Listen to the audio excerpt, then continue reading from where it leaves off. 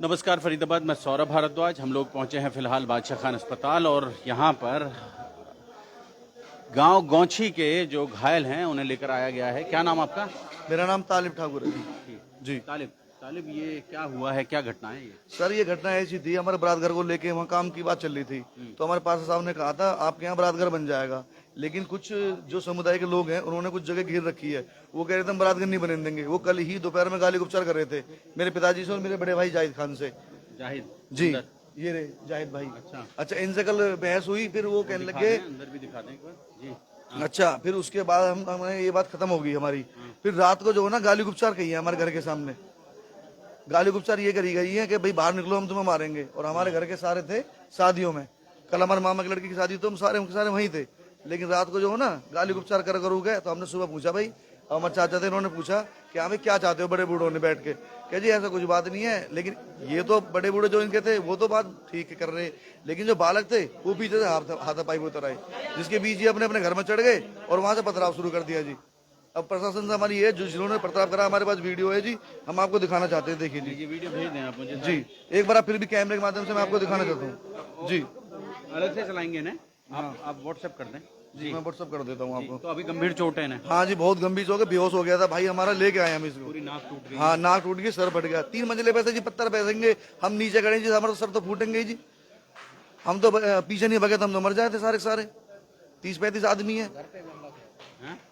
पहले घर पे भी हमला किया है, लेकिन हाँ, तो हमारे बड़े बूढ़ों ने कहा था भाई लड़ाई नहीं करनी, प्यार मोहब्बत से बात कर लो जो भी बैठ के। तो फरीदाबाद आप देख सकते हैं, यहाँ सर में भी चोट है, नाक टूट गई है। और जोड़ेंगे आपको शहर की ऐसी ही और महत्वपूर्ण खबरों के साथ। हाँ हाँ, ये घटना क्या है मैं आपको बता दूं। मेरा नाम जाहिद खान है, मैं एक समाज सेवी हूँ। हम एक अपने गांव में जो गवर्नमेंट की ज़मीन पड़ी हुई है खाली, उस पर एक बारात घर बनवाना चाह रहे थे। और उसके लिए पार्षद साहब, जय साहब आए और हमने पैमाइश करी। पैमाइश करने के बाद में वो चले गए।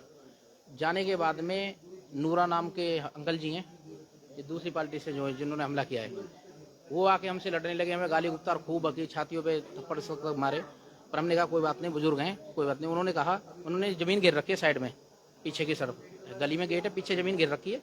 तो उसके चक्कर में उन्होंने कहा कि हम यहाँ बारात घर नहीं बनने देंगे, ना कोई एक ईंट लगने देंगे, या तो हमें 6 फुट का तकरीबन एक कोई रास्ता दो। पार्षद साहब ने बोल दिया कि 6 फुट का रास्ता सरकारी ज़मीन में नहीं मिल सकता, आपको रास्ता चाहिए, गाड़ी खड़ी करनी है तो प्राइवेट ज़मीन खरीद लो अपनी। उसी चीज़ को लेकर ना इन सब ने आज सुबह छतों पे पहले ईंट रख रखी थी। उन ईंटों से पहले ही प्लानिंग करके इन्होंने पथराव करा, घर पे हमला करा, डंडे लेकर भी आए हैं। मैं आपको वीडियो दिखाना चाहूंगा एक बार, जो छतों पे से पथराव किया, एक बार लाइव वो दिखाना सर, कैमरा में एक बार दिखाना। ये दिखाइए, अभी ये अलग से दिखाएंगे वीडियो, ये वीडियो अलग से दिखाएंगे। हमने अपने घर से, ये देखो, ये घर पर आए थे हमला, वहाँ दिखाना है। ये घर पर आए थे, हमने घर से भी हाथ जोड़, हमने घर से भी हाथ जोड़ के हमने कहा कोई बात नहीं, जाओ आप, ये प्रशासन का काम है, हमारा काम नहीं है, हम प्रशासन नहीं है। सरकार अपना काम करेगी, बारात घर बनाए, कुछ भी बनाए, वो सरकार का काम है। आप हमसे मत लड़ो इस चीज़ के लिए। हाँ, तो ये घटना थी। और ये लोग वो लोग हैं जो पाकिस्तान जीतने के बाद में ना पाकिस्तान के लिए बम फोड़ते हैं और जिंदाबाद के नारे लगाते हैं। अच्छा, हाँ जी, आप ये देख सकते हो, ये घटनाएं कौन करता है, ये पथराव करता कौन है? छतों पर इकट्ठी 1 ईंट होगी, 2 ईंट होगी, इतनी सारी ईंटें कहाँ से आई? ये पहले ही प्लानिंग करके रख रखी है उन्होंने। तो ये जो आपका समुदाय है, ये मुस्लिम समुदाय नहीं हाँ है? बिल्कुल है, पर ये बाहर के हैं। अच्छा, ये देसी मुस्लिम नहीं है, ये विदेशी मुस्लिम है। हम रांगड़ राजपूत हैं, हम हिंदुस्तान से ही। अच्छा। तो ये घटना है, अब देखो बाकी।